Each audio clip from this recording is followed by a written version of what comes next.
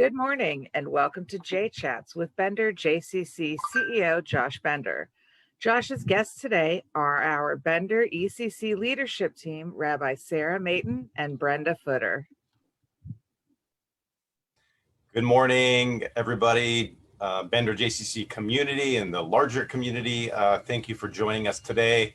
This is the second week that we've created a weekly broadcast called JChats.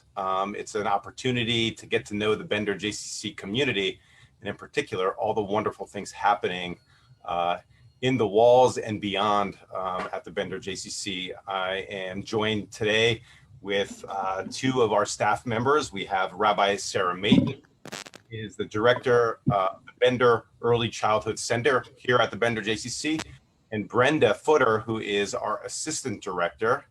And I have had the pleasure over my first couple weeks of observing all of the wonderful things happening in the preschool. Welcome this morning. Thank you for joining us. Our pleasure. Thanks for having us. Nice to be here. Yes, I wanted to start off our conversation today asking you just to share a little bit about your background of how each of you came to get to education and to do what you do. Rabbi Mayton, Sarah, why don't you start us off? Sure. So I have been passionate about education for decades. In fact, when I was first looking to go to rabbinic school, I knew that I wanted Jewish education to be a focus of my rabbinate and what I was working on.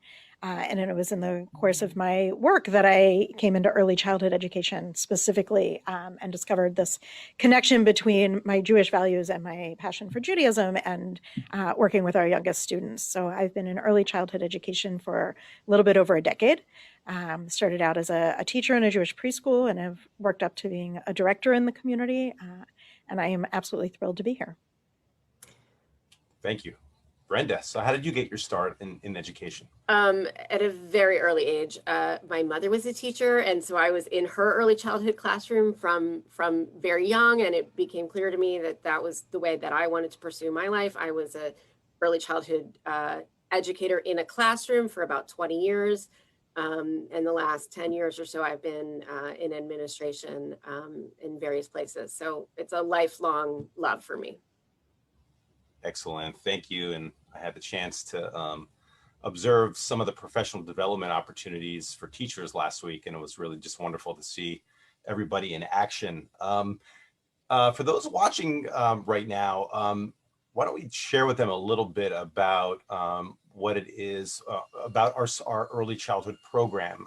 We're a Reggio Emilio inspired school, an emphasis on inclusion and making sure all children find their place in the learning environment. Tell us a little bit about the school and what makes the Bender JCC program unique.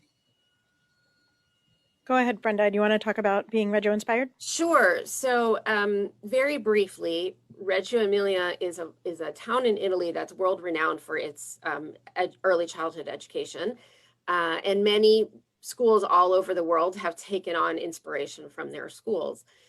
We think about 3 or 4 main things that make a Reggio Emilia inspired program. One is that we view the child as the protagonist of everything they do. They are really the driving force behind the learning, and we imagine them as capable and confident people.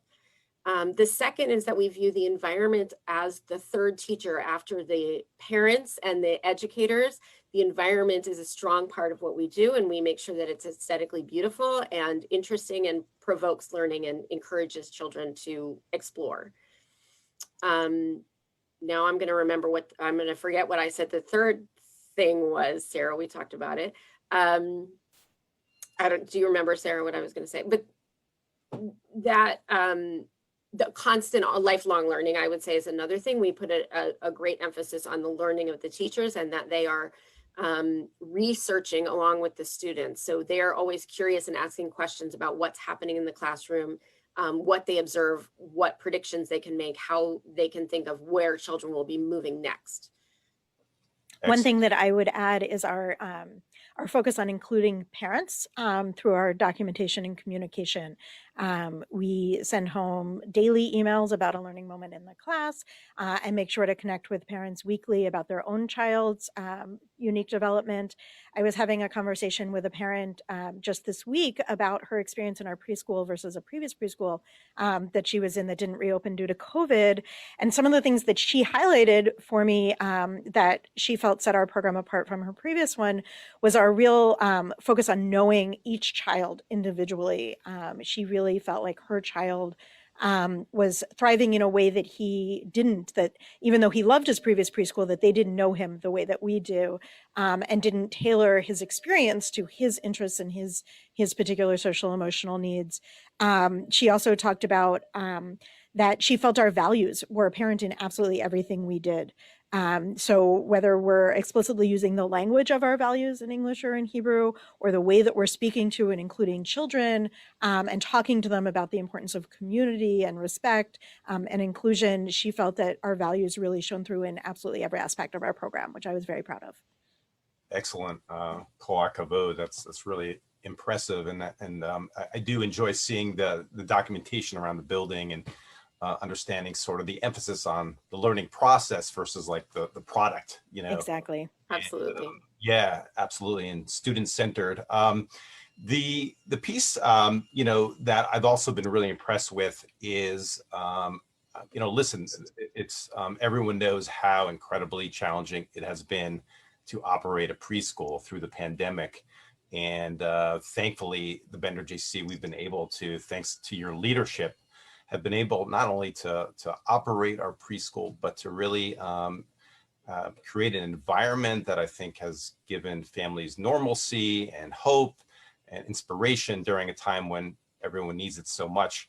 But I'm sure you've had tough moments, right? I mean, when you went for your training to be an educator, you didn't get training necessarily in operating a school through a pandemic and everything that goes with that. So I'm not going to focus on the difficult moments that I'm sure you guys have had to confront this year, but share one moment of like inspiration when, despite the challenges of running our preschool this year, you said, that's why we're here. That's why we do what we do every day. That's why we struggle and we work so hard to ensure our children are learning and growing. So share one like moment. What was like that moment? Yeah, this is why we do what we do. I would say that the initial flexibility that we saw of the children, that they came back and they were ready to go. You know, we were very worried. Will they be able to wear masks? Will they be able to, you know, stay clean? How will this work?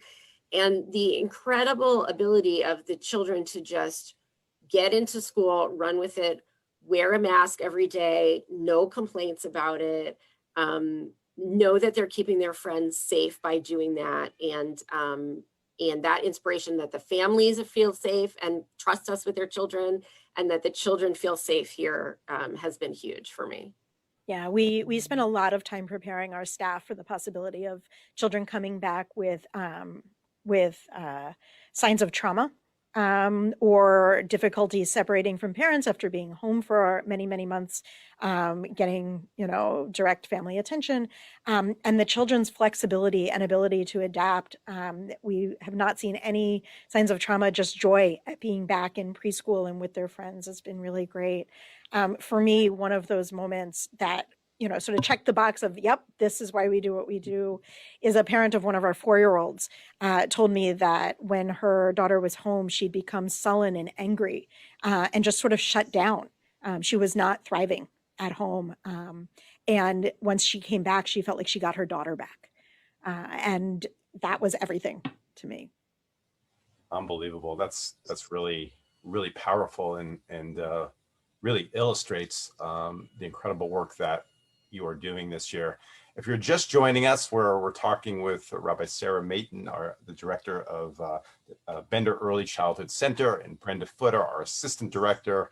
If you have questions for our educational team here, feel free to post them in the Facebook comments section. And if we have time, we'll definitely get to your questions as we move through our conversation.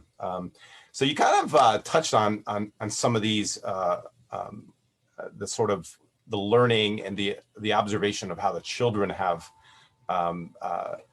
done so well, through despite the unique nature of this year. I had the chance to be there for drop off recently, and you could feel the smiles behind the masks of the children, and as the parents dropped them off and the teachers greeted them from their cars. But oftentimes we learn the most in school environments from the children. Like what are some other things that observing the students, what are some other things that you learned as educators this year? So as Brenda said, the sense of resiliency, but also trust, that the children trust us and trust each other, both to keep them safe and, to the extent that they're understanding the need for that, but also trust that this is a safe place for them to experiment and try new things and branch out. And that, if something doesn't work out, we talk a lot about the importance of trying new things, and that we learn from things that don't work as much as we learn from things that work. And we want this to be a safe place. And watching the children come back under completely different circumstances in some ways and completely similar in others, and really focus on their work, which is play, and be able to do that in a different setting. One of the things that I've been really moved by this year is our school is relatively small. Even though we had a lot of children, we're in a confined school space, and our classes used to do a lot together. They would be on playgrounds together, or they would share snacks or lunch together, and they can't do that this year. And the children didn't miss a beat in finding other ways to reach out and connect with each other. So they put signs in the window that classes walking by to the playground could see, asking for an invitation to maybe share notes back and forth, or to have a socially distant lunch out under the tent in the back. Or we had one child who was able to bring his expertise on an interest of his to a class that had questions. And then they started a Zoom conversation between the classes that started with one child being lifted up and being able to be a resource to another class. So they're finding safe ways to continue to build those connections with each other, even in this time. And for me, seeing that innovation, that even when things are difficult, there are still ways to connect and build community is really important. Unbelievable. Thank you for sharing those examples. So let's talk a moment about the teachers, right? I saw Brenda leading a workshop last week with a small group of teachers for a professional development day. Small group, socially distanced, but everyone very engaged in their own, as you mentioned earlier, lifelong learning, always reflecting and being a reflective practitioner.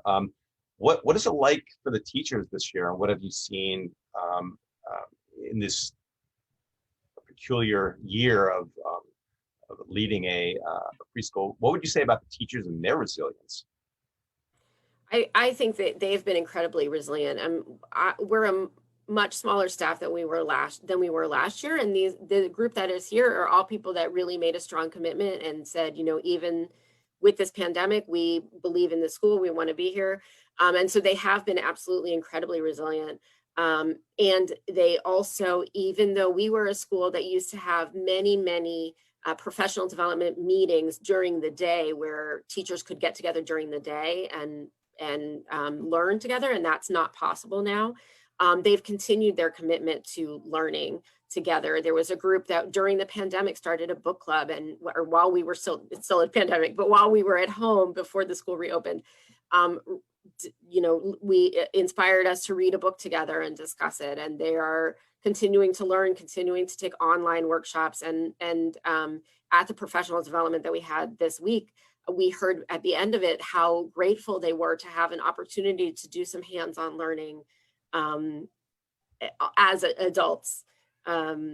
So they're really still very committed to being professionals, and they are, it's a very different year, and it's very challenging for them in many ways, and they just are in there doing it and full speed ahead. Yeah, amazing. amazing. And we're so appreciative of the hard work of the teachers day in and day out, taking care of our little ones. I was really touched by some of the comments from parents about our school this year, and many of them have shared how important the school has been for not only their children but for their family. Could you guys say like a word about the how, and you sort of hinted at this earlier, but how the preschool has been sort of a support and a source of comfort and for the entire family? Absolutely. So, related to your last question, it's been challenging to come back to work in a pandemic. There's a lot of fear and unknown. As Brenda said, absolute commitment to our work, wanting to be here for our children and our families. And I think what really keeps us going as a staff is that our families see us and have just been outpouring with their gratitude and really appreciative that we're here for them, for their children. Just being open and being able to provide this sense of normalcy is a huge help to so many of our families and students. And they're definitely partners with us this year in keeping everyone safe and doing everything we can to keep our school open. But more than that, we also recognize that there are the regular challenges that come with being a preschool parent, which whether it's feeding issues or sleeping issues or toileting concerns. And so we have all that, plus things are exacerbated by either financial woes or job cuts or just parents working from home and it being a more stressful place. And we are so lucky to have on our staff Rachel Asal Albert, who's our developmental support coordinator. And her job is to make sure that we are meeting each one of our children's developmental and learning needs here in the school. She also supports parents with all of those home needs as well. So if someone is having trouble with a child who's not sleeping well or having nightmares, when they come to school, they're going to be tired or more cranky or less resilient.